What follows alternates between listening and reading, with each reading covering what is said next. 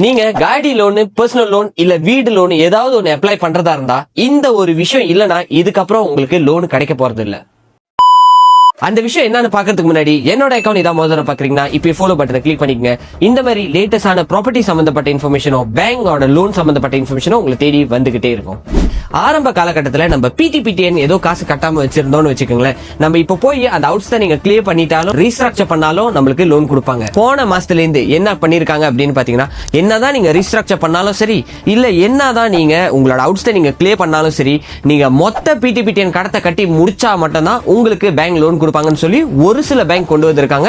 இன்னும் ஒரு சில பேங்க் என்ன சொல்றாங்கன்னா, நீங்க உங்க பிடிபிடிஎன் காசை கட்டி ஒரு வருஷம் நீங்க வெயிட் பண்ணணும், உங்க சீக்ரீஸ்ல இருந்து அந்த அவுட்ஸ்டாண்டிங்கோட ரெக்கார்ட் கிளியர் ஆகணும் மட்டும்தான் நீங்க எந்த லோன் எடுக்கிறதா இருந்தாலும் உங்களுக்கு கொடுக்க முடியும் அப்படின்ற மாதிரி விளக்கியிருக்காங்க.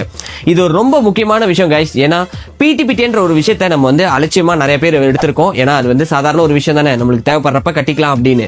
ஆனா என்னதான் நீங்க இதுக்கு முன்ன வேற எந்த கடன் எடுத்து வச்சு பேங்க்ல கரெக்டா கட்டிக்கிட்டு வந்துகிட்டு இருந்தாலும் இந்த ஒரு பிடிபிடினால மட்டுமே இங்க உங்க லோன் இதுக்கப்புறம் ரிஜெக்ட் ஆக போகுது. உடனடியா போய் உங்க பிடிபிடினோட விஷயத்தை செட்டில் பண்ணுங்க. இதுக்கப்புறம் நீங்க வீடோ காடியோ எது வாங்குறதா இருந்தாலும் நீங்க ட்ரை பண்ண முடியும்.